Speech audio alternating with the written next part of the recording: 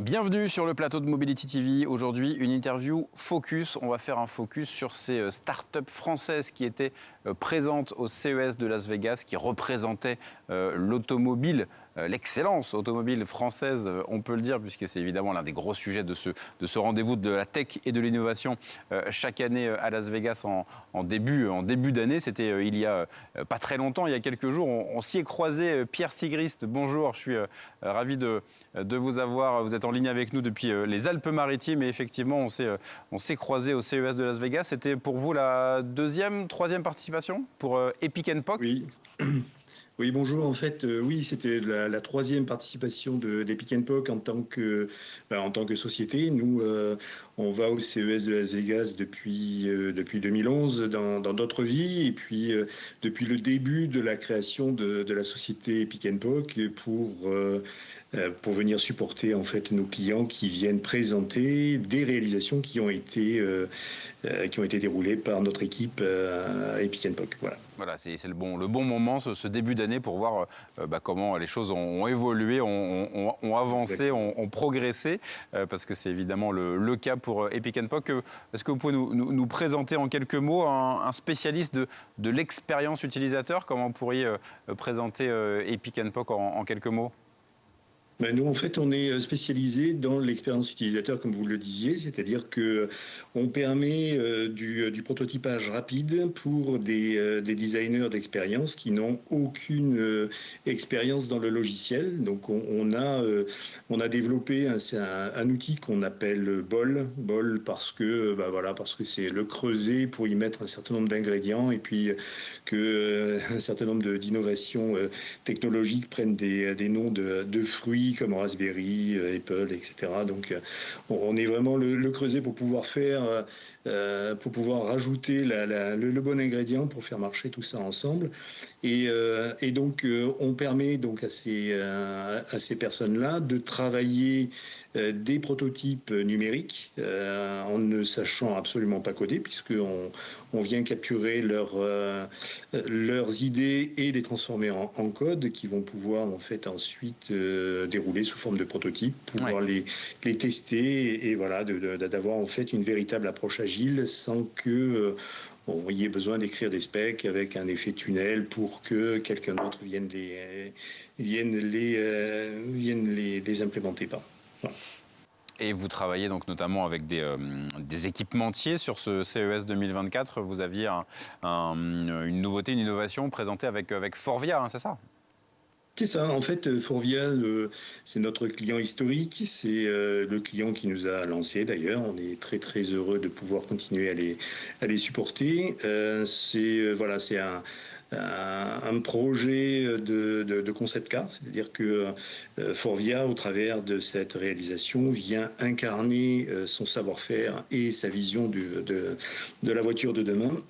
Et donc, on vient lui prêter main forte sur l'incarnation de ses idées en un prototype qui est fonctionnel, qui intègre en fait un certain nombre de savoir-faire internes et de partenaires. Et donc, Epic & Poc est là pour faire la fusion de toutes ces données-là et de toutes ces technologies-là pour faire quelque chose de cohérent et qui soit démontrable en fait à ses clients. Oui, c'est ça, que ce soit effectivement assez concret, évidemment, dans la foulée. On parle là de cockpit intelligent, justement, connecté. C'est de faire en sorte que tout soit le plus fluide possible, de ne pas se rendre compte qu'on a accès à des choses très innovantes, très nouvelles, mais que ce soit le plus fluide possible. C'est ça, en fait, l'idée, c'est vraiment de travailler sur le cockpit intelligent, comme vous le disiez. Le cockpit, quelle sera la voiture de demain? Quelles sont les innovations qui vont vraiment faire la différence entre un constructeur et un autre?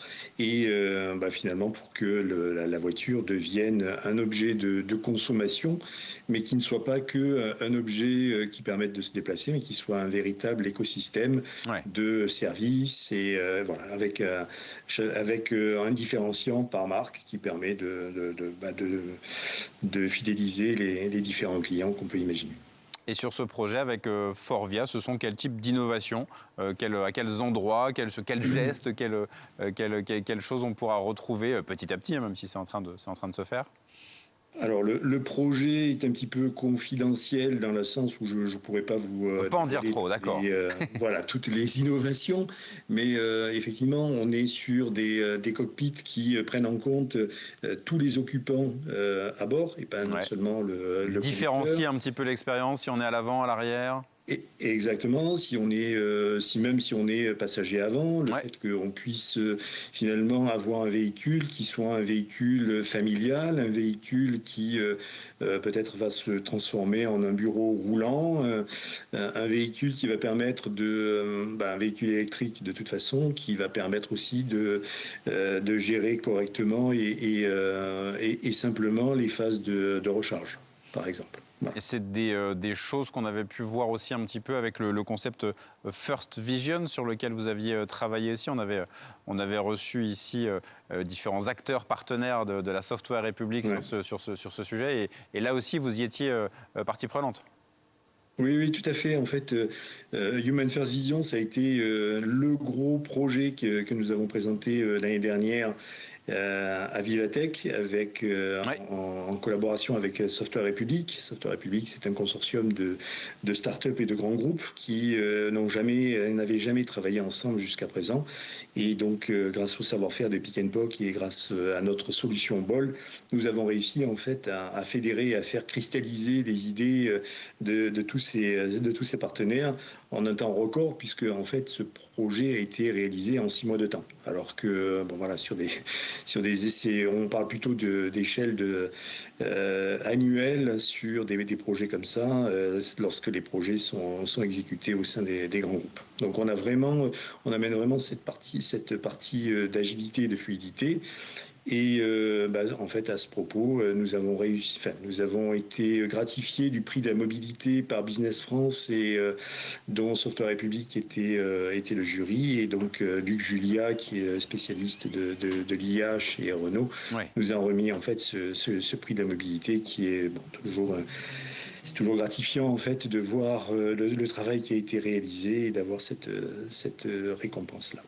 Effectivement, et puis j'imagine que de toute façon, c'est pas terminé, il y a des choses en cours sur ces différents concepts, ce qu'on a évoqué notamment avec Forvia, bien évidemment. Peut-être le mot de la fin avec vous sur cette édition 2024 du CES. Qu'est-ce que vous en retirez? C'est à nouveau des rencontres, des idées de collaboration, des partenariats qui se renforcent, qui peuvent se créer. C'est vraiment ça l'idée de ce type de rendez-vous? Le CES, en fait, contrairement à son nom, c'est aussi, enfin, le Consumer Electronics Show, on trouve énormément en fait d'acteurs du monde de l'automobile. En Bien fait, sûr. ce salon s'est vraiment transformé en un salon de l'automobile. D'ailleurs, on était dans le hall de l'automobile pour une meilleure lisibilité, nous, de notre côté. C'est toujours un moyen en fait de renouer avec notre réseau relationnel, de pouvoir engager aussi de nouvelles discussions de partenariat, de business. Et c'est aussi un moyen en fait pour nous de voir aussi de capter les nouvelles tendances.